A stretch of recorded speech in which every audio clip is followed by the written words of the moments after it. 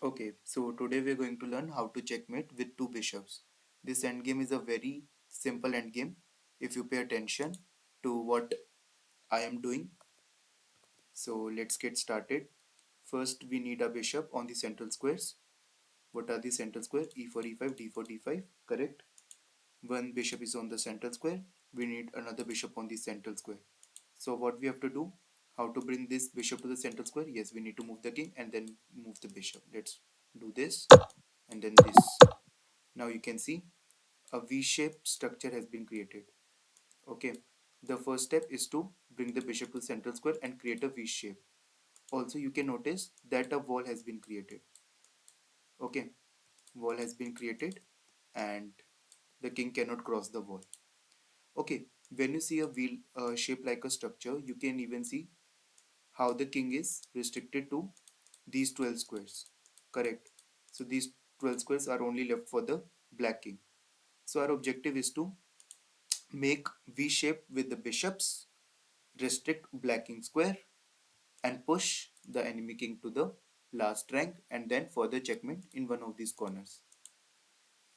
Okay, how to push this king to the last rank? By making V shorter by these two bishops. Since we know that this bishop has created a wall, so king cannot cross the fifth rank, the next step is to move the king to the side of the bishop, either f4 or c4. Okay, so let's say I want to move the king to this side. You can do either way. After the king has moved to the side to the bishops, now what should be the next step? Should we give a check? No, the king can escape. We cannot give a check with the bishop and let the wall break. Okay, so these two bishops are doing perfect job of creating the wall from the starting. So what we need to do? Let's bring the king to one step closer. After the black king move, what should be the next step? Make V shorter. Let's place this bishop there and this bishop there. Always remember this bishop should be adjacent to each side to create a V shape. How to make this adjacent bishop move forward? Yes, this and this, correct? This and this. Okay, what should be the next step? This V is perfectly created. Can we move this adjacent bishop to front again? Yes, we can do that. We can move this bishop. If king ever attack, then we can support king from behind and then put the second bishop. Let's do this. If king ever attack, we can support from behind. Place this bishop. And again you can see the V has become more shorter. King is left with only two squares. That's a great news. And king is also on the last rank. Okay, what should be the next step? After the bishop has formed the V, let's bring the king closer, one step to the side of the bishop. And now, what we should do? Remember, we cannot play this king over there because that would be a serious mistake and that would be a stalemate because king is left with no squares to move and there is no check. So what should be the next step? What should be the next step? Okay, remember, a golden rule. This would not be taught by anyone on the YouTube. We know that king has to move this king to d8 on the next move. We know that on the next turn king has to move to d8 square. So it means we will checkmate him on the a8 square. This is the simplest trick. Okay, this is kind of a shortcut. Remember, you can use in case you forget how to move the bishops. So we know that king has to move to d8 on the next turn. So we will going to checkmate him on the a8 square. So for that, we want to push the king to the corner. So how to do that? See, this bishop is controlling these squares. We need one more bishop so that it can control this square also. This is control. We need one more bishop to give a check from this side so that the king can move to left side.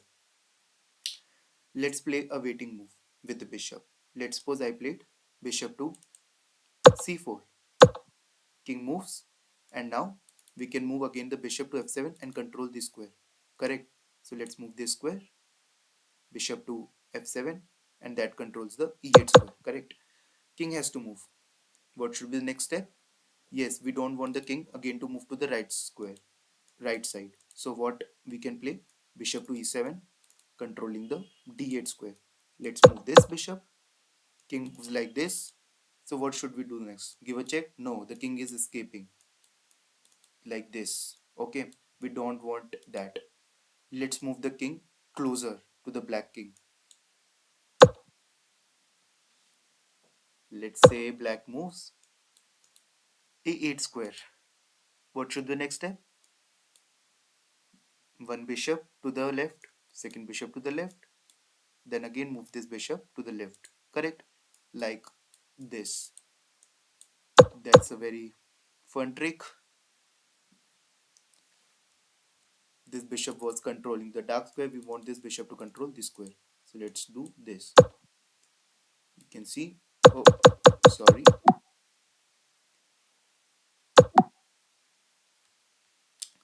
So one bishop comes there.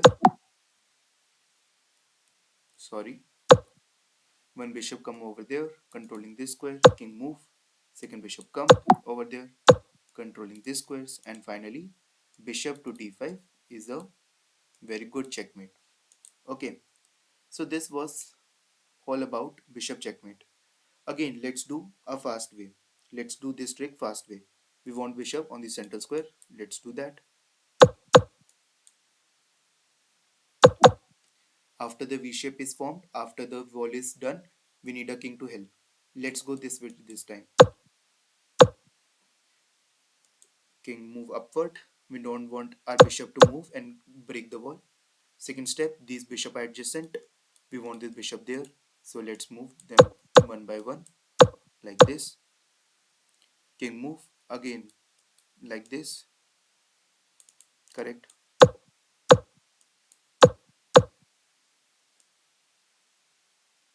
Okay. And let's go this way.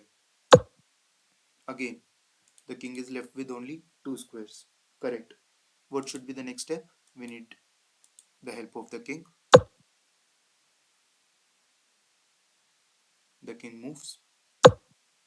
Let's suppose c8 square. We know that king has move d8 square on the next turn. So we are going to mate on h8 square this time.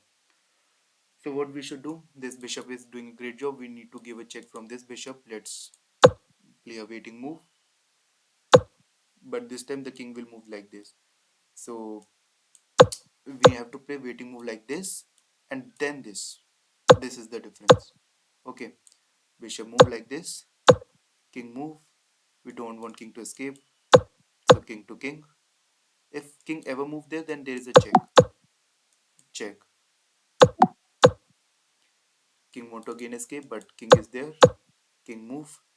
And now, should we give a check?